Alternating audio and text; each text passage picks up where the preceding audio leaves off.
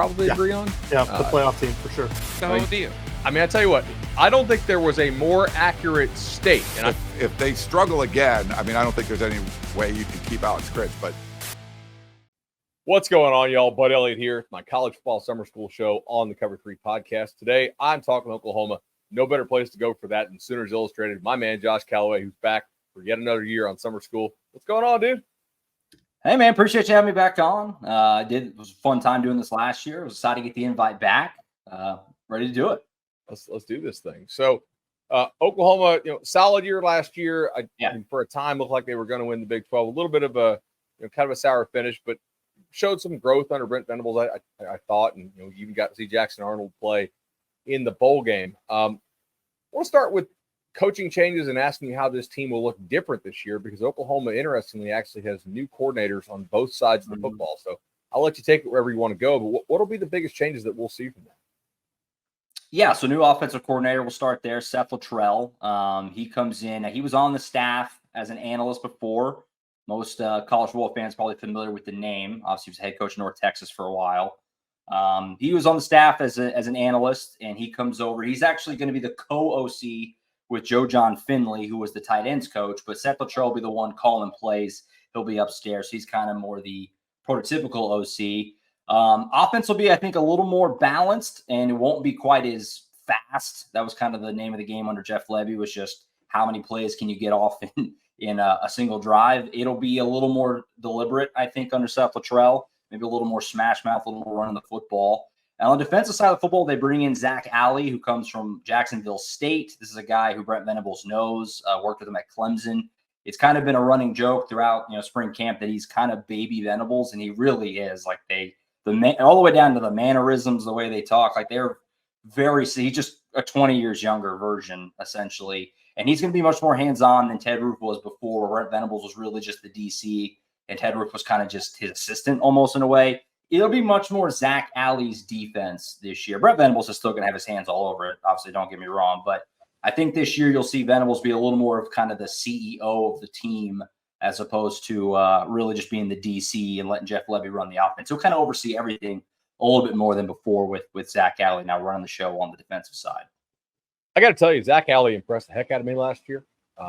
Yeah. If you looked at what Jacksonville State had done in the 2 years at FCS prior to joining the FBS, they were hot garbage on defense. I know it's hard to be a good defensive team opposite of what Rich Rod is running on offense, because you're running crazy up-tempo spread option. Like, it's not a lot of teams running that. So maybe the practice looks you get aren't the best. But, Josh, they were actually pretty good, like relative to the CUSA and relative to their talent. But they at least had an identity. Like, they were going to blitz their butts off. And when I thought about those great Venables teams, with the exception of the 1 year that he had like 4 first-round types on the defensive line, and Clemson would keep you on your toes for all 60 minutes by blitzing. So I'm curious to see, do you think that will continue at Oklahoma? Do you think Venables wants to get back to that? And if so, how do you think their personnel matches up with that style? Yeah, I do. I think last year, really, Oklahoma took some big jumps defensively last year, but one of the biggest complaints, I guess, if you were going to have one, would be that they didn't get after the passer nearly enough, create enough negative plays. The sack numbers were not where they would like them to be. Now, Brent Venables was always quick to point out that teams kind of knew that's what Oklahoma wanted to do. They would scheme against it, a lot of quick pass plays, things like that. But they want to improve in that area. And so insert Zach Alley, like you said, likes to blitz a lot, likes to get in the backfield, create negative plays. You look at what Jacksonville State, their numbers last year, that's a lot of OU fans immediately, hard eyes when they looked at those numbers, like, yes, that's what we want. That's what we need, coming into this year. And I do think Oklahoma personnel-wise is in a good place to do that. They're really deep on the edges, the defensive end position. And then the linebacker room is as good as it's been at Oklahoma in a really long time. Probably since Brent Venables was here the last time, as defensive coordinator previously with Bob Stoops. They have a lot of guys. Obviously, Danny Stutzman's back, the headliner, but then they bring back everyone else. Kip Lewis is going into year 3. They're really excited about him. Jaron Kanik is back for year 3. A couple of these year 2 guys that they're very excited about are Lewis Carter and Sammy Omasigo, guys who are just have continued to be steady risers their last couple of years.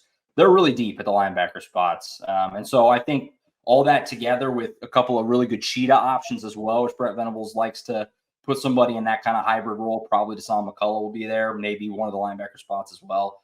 I do think it kind of all sets up to be a little bit more what OU fans had hoped it would look like the last couple of years since Brent Venables came aboard. I think Brent Venables, you can kind of tell hearing him talk during spring that there's a confidence there in what they have with the coaching and on the personnel side that there's a chance for a pretty good jump and that the defense is going to lead this team going into next year. You mentioned pass rush and manufacturing pass rush. But also Ethan Downs, who's a pretty good edge player.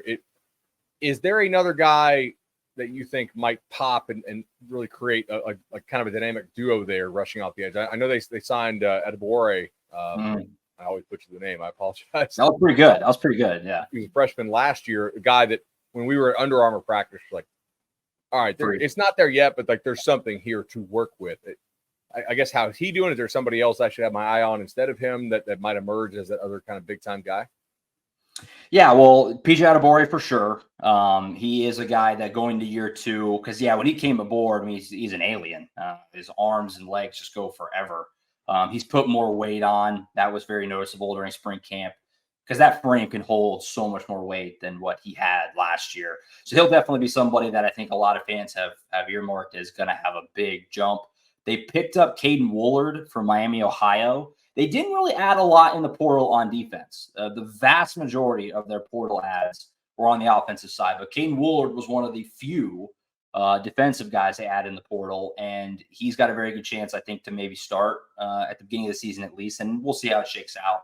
That stuff is a moving target, but I do think that he's going to see a lot of snaps. He's an older guy, really good numbers, obviously at a lower level in the MAC, but a solid football league from the G5. I do think that there's a lot of optimism for what he can be coming in next year. So he's a big one. Trace Ford is back again. He came from Oklahoma State the year before. He's still around. So he's a veteran guy. Expect him to, factor in. And then they have some young guys that are really exciting, both inside and outside. This past class, which was a highly touted one, the defensive line as a whole was considered the strength of it. Inside is David Stone and Jaden Jackson, but outside there's a couple of guys they really like too, with Danny Okoye being one of them. And Wyatt Gilmore being another one. So that defensive end room overall has got some good depth, but I do think Ethan Downs is clearly the front man for it, with Caden Woolard and probably PJ Adebore being kind of those next guys there in that hierarchy for what they're hoping can kind of be a lot of disruptors coming up. All right, let's play fill in the blank. The most improved position room at Oklahoma is blank. Most improved tight end. I'm going to go with tight end. The tight end room last year was bad. Didn't give him anything.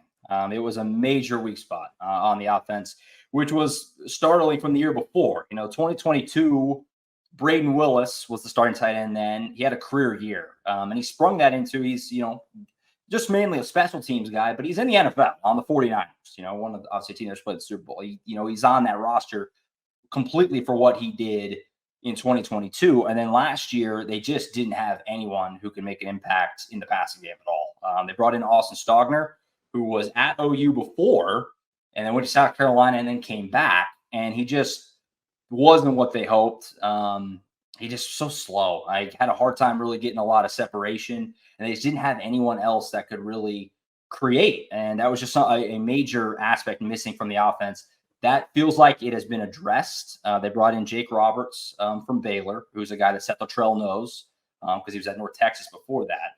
So there's some connection there. They assigned Devon Mitchell, who is a very highly touted prospect. Just going to be a freshman this year, but man, he's a freak. He feels like a future NFL guy. He might be ready right away as a freshman. And they also got this guy that nobody's going to know about, but his name's Bauer Sharp. He went to Southeast Louisiana. Actually used to be a quarterback, but he was turning heads all camp. They're very excited about him.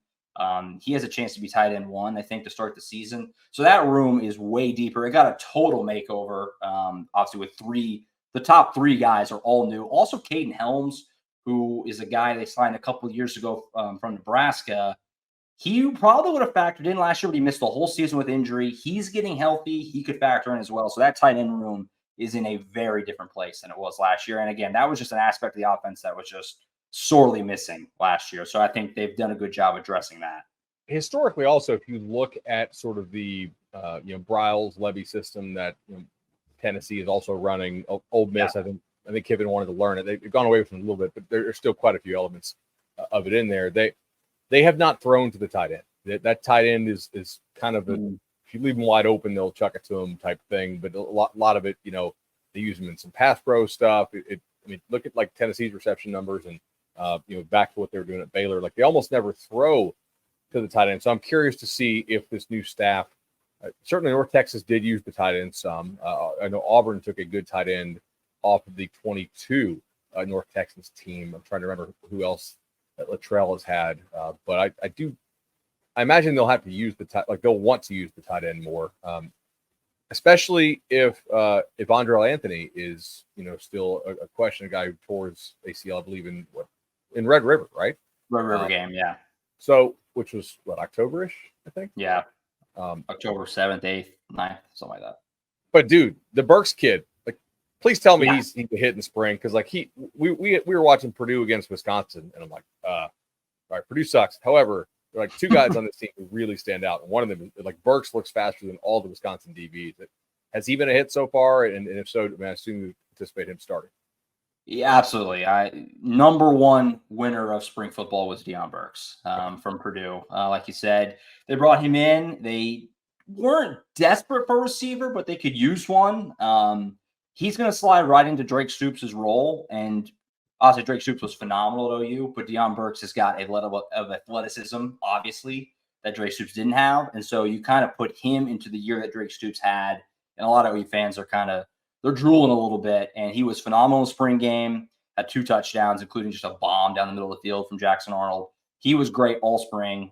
His personality seems like a perfect fit. He's a very kind of warm person. He's very, he's fitting right in. His teammates speak glowingly of him, everything he's done from that perspective off the field as well. But yeah, he's been a perfect fit.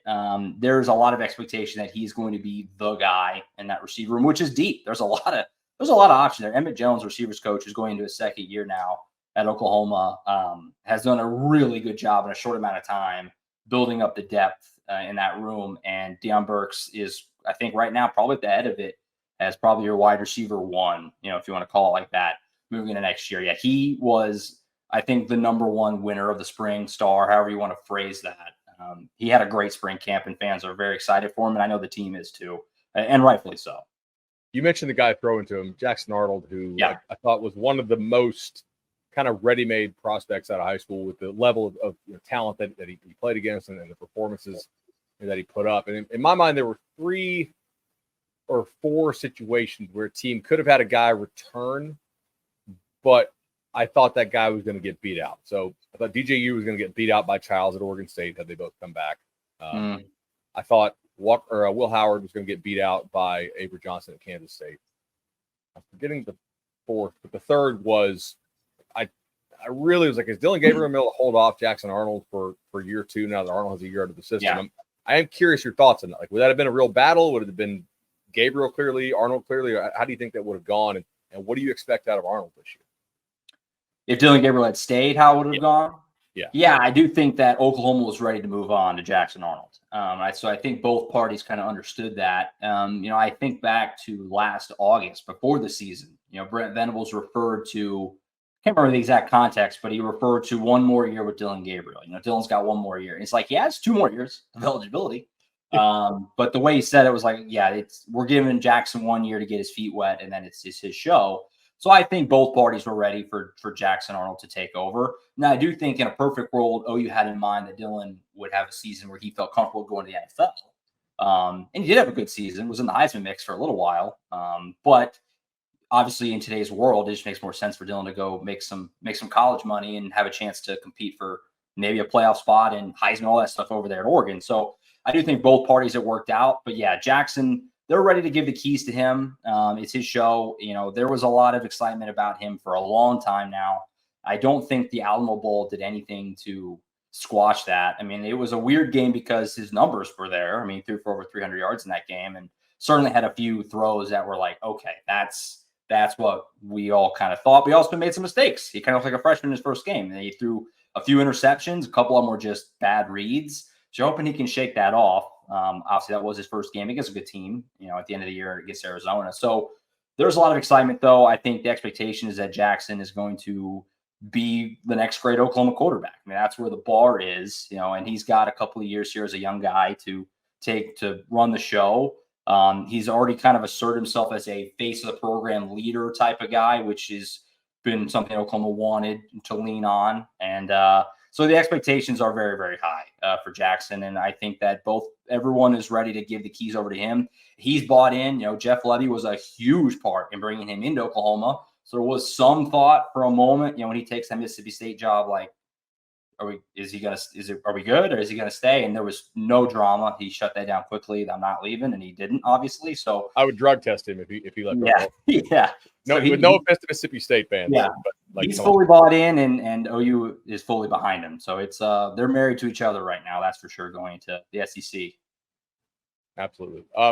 Schedule wise, is there not somebody in the room with the SEC who can be like, look, guys, I know historically these schedules are going to look pretty balanced, but newsflash, sure. Missouri is probably going to have their best team in the last 15 years. Tennessee very likely could as well. It does seem like Oklahoma might have pissed somebody off relative to what they gave Texas here. Yeah. I mean, what is the best case for this team against the slate? It starts nice. Like Temple, Houston lost a ton. Tulane lost a lot. Host Tennessee as your SEC opener is actually, that's kind of when I want to get them, I think, especially because I know that the crowd at Oklahoma is going to be absolutely insane for the SEC opener. But like Auburn as a follow-up is not a really easy place to play, even if they're not amazing. This is tough. This is not Florida tough, but it's freaking tough. It's tough. It's tough. And they got the same group the next year, too, just flipping a home road. So the first 2 years. That could be okay, though. Like, yeah. I don't think Ole Miss is nearly as good next year as they are this year. And Missouri loses a ton of special guys sure. on the level they don't recruit. So, like, maybe Oklahoma's like, all right, cool. We'll take the lumps year one. We get Jackson Arnold for his money year. Right. Okay. Right. Yeah, I do think that, the home slate is fairly manageable. And they have 7 home games this year of their 12. They have all their non-conference games are at home. So they have a chance, like you kind of said, to kind of get off.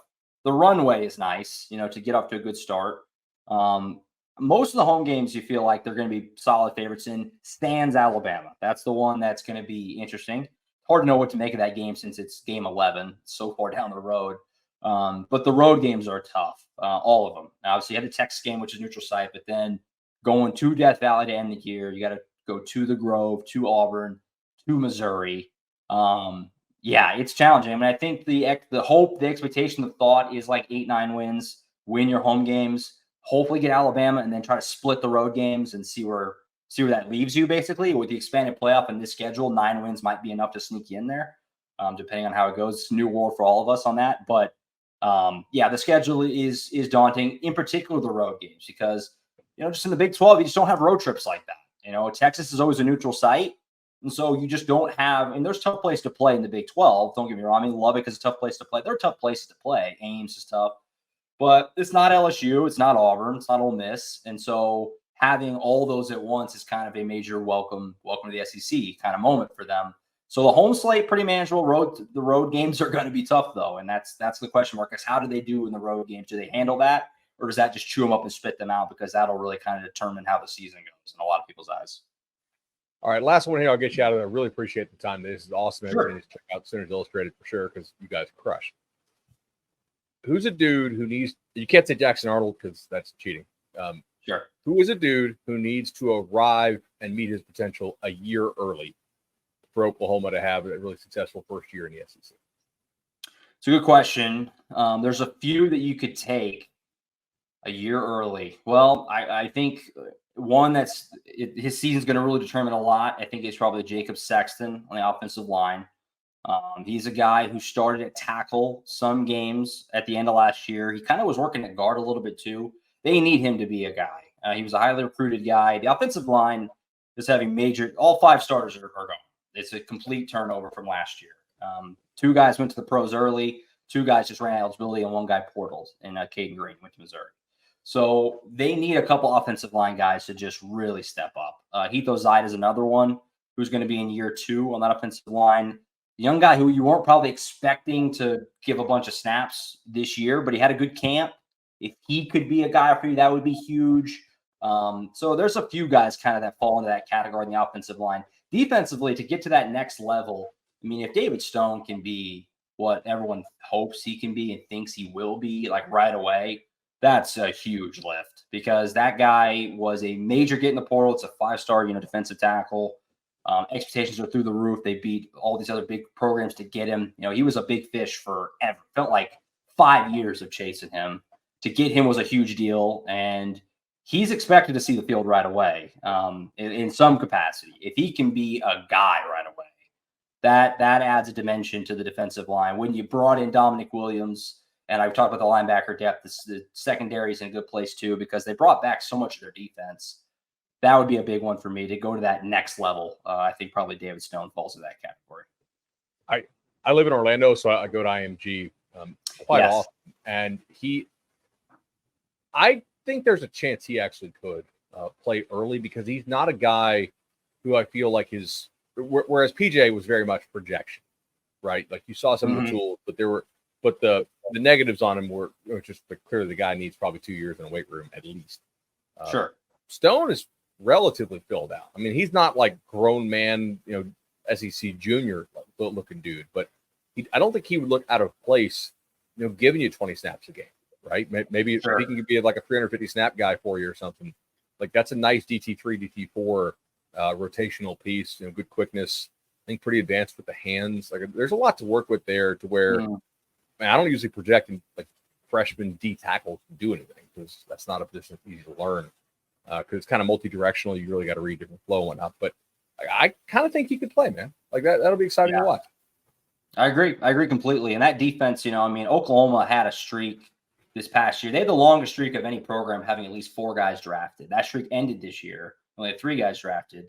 And ended largely because they're bringing back everyone on their defense. I mean, Billy Bowman, their best safety. Woody Washington, their best corner. Danny Stetson, their best linebacker. So you have the cushion to kind of throw a young guy in there a little bit because it's going to be an old defense, which is something Oklahoma hasn't really had a lot of. An old defense with a lot of guys who have high aspirations. So the defense is going to kind of lead the charge. So you can kind of lean on a young guy like that a little more than maybe you would have felt comfortable the last couple of years, we'll just say. Absolutely. Josh, really appreciate the time, man. It's been awesome. I appreciate it, sir. Thanks for having me.